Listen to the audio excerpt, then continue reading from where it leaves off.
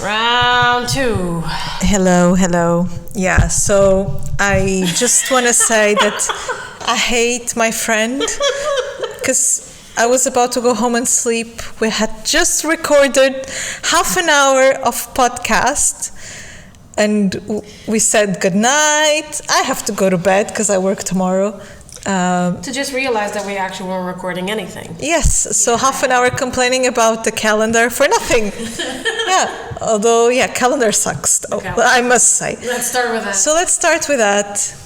We're going to make this brief, I would say, because we're kind of repeating ourselves and it's not fun anymore, but it's our fault. Anyway, so calendar's out. It's terrible. It has... I really like this version more, though. It's terrible. It's just... it's horrible. Look, I understand. I'm sure there was a lot of things behind these dates. A lot but of drugs and alcohol, for sure. Probably. Nice stuff that we would all want to have access to, but we don't. Anyway, can we just talk that... Okay, we start in the Middle East. We have the pre-season testing, which is kind of good because I'm here in Bahrain. So, pre-season here, first race in Bahrain, perfect. But then there's a week in between to go to Saudi, which is just here. Why aren't we going to Qatar? Why aren't we going to Qatar? In the middle of that week. I don't know. I don't know why. But then from Saudi, we go to Australia. That's normal. Which is okay. And then China, which is okay also. And then Baku. And then Baku, which is still okay. But then we go to Miami to come back to Europe? No. And then we go to Canada and then we come back to Europe? Who did this? Okay. I would even give you Baku and then Miami as long as you give me Canada after. And then you come back to Europe and you do the European leg. Now, whoever did this must hate somebody that works in F1 in the teams or something. Or must hate all the teams. Or must hate everybody, or was just having a horrible day and decided that the world is... I don't know, but... No, they were playing the put the tail on the donkey, but in this case it's like, where are we going next? And they were doing it blindly. And then just like, we're going to Miami. No. We're going to God knows where else because it makes no sense whatsoever. Because logistics, it doesn't really matter. No, let's go here because this is funny, right? Again, okay, then we have 4 races in Europe, fine. But then we go to Asia again, which is fine. I even forgive you that you were already in China and decided that to come back later for Singapore and Japan, which are nearby. But fine, I'll even give you that. Go twice to Asia, but then are we going? Come back to the Middle East, to Qatar. And then to Qatar, to America, then go to the States, to then go to Mexico, to then go to Brazil, to then go back to the States, to finish in the Middle East again. But Qatar, it's a 20-minute flight to Abu Dhabi. So why can't we not have them together? One after the other. No, and you have a 2-leg. Las Vegas in the 18th of November and Abu Dhabi on the 25th. But no one is considering planes, jet lag, nothing. Everybody will be dead by then. Everybody will be dead. And 24 races, it's 4 races too many. It's a lengthy calendar. It starts in February with the pre-season. It finishes in the end of November. Like, I am tired. They have tired of looking at the calendar. They will be, just looking at this. Look, great for the fans. Not even for all the fans. Some people are complaining that they cannot keep up with so many races. Yeah. I can because where I live nothing happens. So good for me. But no, you don't do this. This is extreme. This is extreme. And okay, you do this, but at least organize it in a way that doesn't require it makes a little so bit much more traveling. Sense logistically. Somebody wanted to be environmentally friendly and go green. Reduce my carbon footprint, and they're just making it worse. And then we go to Baku, then we go to Miami, then we go to Europe, then we go to Canada, and then we go back to Europe again. Yeah, makes no Baku, Canada, so much Europe. sense. That was hilarious. I mean, I would expect anything at this point.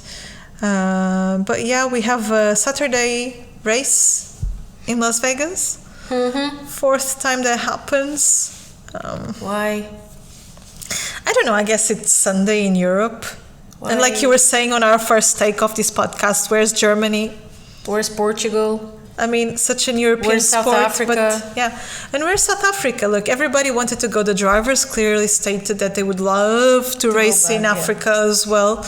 But again, like we mentioned on the first take. Oh, this is going to be going on for a long time. It's going to be going for a long time. You're going to have nightmares with me pointing a finger at you. Fine. It doesn't matter. I can handle it. The drivers wanted to go to Africa also. And clearly, from the reactions that we had to the calendar, it didn't look like they talked a lot with the teams. Or that the calendar was well received amongst them. Like, yeah, I mean, it's going to be tough. And they had 21 races this year because Russia didn't happen. They know how tough it was. Meant to be, no?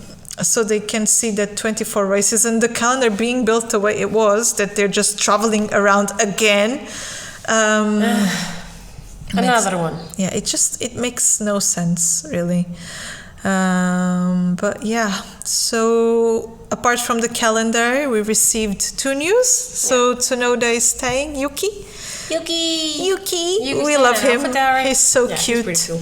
And but he's improved a lot. He improved a lot. Yeah. He hates exercise, so we can overlay to that. Who likes to exercise? And Latifi is leaving. After 3 years at Williams. Everybody, I think, was kind of expecting it. Yeah, I mean, yeah. There's no way he would stay another year. Yeah, I don't think, again, like after what De Vries did with no practice, with no experience as much. He was driving an Aston Martin just the hours day before or day before. And he managed to get points out of that car. I think they got the impression that they don't have that bad of a car after all. It's just he didn't manage to get the best out of it for these 3 years. Sadly, not getting the best. Although he did give us some great moments. Yeah, Go Tiffy for sure. Go Tiffy for sure. And still Abu Dhabi unfortunately happened because of him. He was the beginning of all. But no one is blaming him. Look, crashes beginning happen. of all or the end of all? Well, it depends on your perspective, I would say. But no hate or blame for that. Look, it happens. It is what it is. It is it's what part it of is. Sport. He didn't do it on purpose for sure. No one paid him for sure to do that. But he's leaving, and I think, again, everybody was expecting it. And now it's a matter of knowing who's going to replace him, because De Vries apparently might go to AlphaTauri, because Gasly might go to Alpine. So there's still plenty seats to be confirmed. There's one in Alfa Romeo still have one empty. One in Haas to be confirmed. Yep. Schumacher still has not been renewed. Where's my Danny Rick, though? I would love to have him around next year. I just cannot imagine not having Daniel Ricciardo. I mean, I need to buy some merchandise. Yeah, what am I going to buy? No, I'm kidding. I'll buy my McLaren merchandise for sure, but number 3 would be better. He'll come back. He'll come back. Might just take a little break. I think he'll be around F1, even if he's not driving. I think we might this is his passion. Quite see him a lot. Maybe he will be with Will doing some F1 like shows and things, like post race. He's a pretty funny guy, so he's like kind of the perfect guy for that. Yeah, I think it would be good for him, but he might go to the Mercedes reserve driver seat. We don't know. We're still waiting to know, as everybody. A lot of things have been going on, and it's so late already in the season, and there's so many unknown Can we just things. point out again that all started when Vettel created an Instagram account, and everybody was happy, and then suddenly it's like, I'm leaving F1, and everyone was like, no, I refuse. What a chain reaction that caused. God, the butterfly effect. Yeah, it's real. So funny. It's real. It happened in front of our eyes. Yep. So funny. But it is what it is. We'll have to wait until the teams confirm their lineups, the remaining teams, because even Gasly has not been announced. So the same way that Piastri was announced and then he wasn't really going. Yeah, that was a lot has happened this year. We were seeing the podiums earlier on our first take, and we could see that there wasn't a lot of variety this year. It's pretty much the same 6 people and Lando once. Just once. And that's it. So apart from the fact that the podiums are boring, it's been quite an interesting season with all the politics outside. Yeah, because the races themselves, Yeah, it's either probably Verstappen's winning in Singapore or Verstappen is winning in Japan. So we're actually living just for the politics and the finicky things and the silly season. Yeah. Man, the Piastri thing was... The fiasco thing. It was amazing. It's like, how can you do that? You would expect... I don't know. I would assume good PR teams work. I guess at the end of the day, we're all human. Yeah, we're all human, yeah. So it's I think it was kind of a desperation because they just lost Alonso and they wanted to secure Piastri, but yeah, I just want to put them in their place and like, no, guys, I'm out. Because he had already signed with McLaren. And yeah, Verstappen might win in Singapore, the championship, although because he's going to win the race. So it's not that, of course. He can start P20 because it doesn't really matter. No, it doesn't matter. Like he can start P21. P21, he's going to be Latifi now. He can start in a different country and somehow he would still manage to come first. He can do an additional lap and he's still he can. God, he's too good this year. Like the car is amazing. Him and the car are in perfect sync. Yeah, perfect sync. He's not making mistakes. 360 spin. Yeah, look, it happened. And the way he recovered so well. So well. He's unstoppable. Yeah, he's just unstoppable. So I think we all have to accept it. Whether we like him or not, he's a really very talented driver. Yeah. Very, very talented. Great potential. And yeah. Anyway, I gotta go. Because this is the second take. You don't want to mention the thirst traps? Oh my god. The what? Carlos Sainz. Oh yeah. It's just an honorable mention.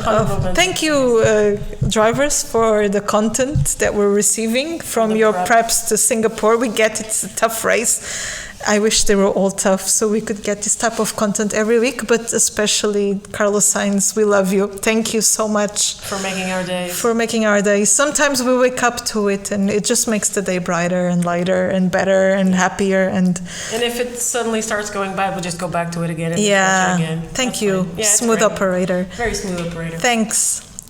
Yalla guys. Good night. Take care. See you soon. See you soon. Probably we'll record it again next time. I hope so, yeah.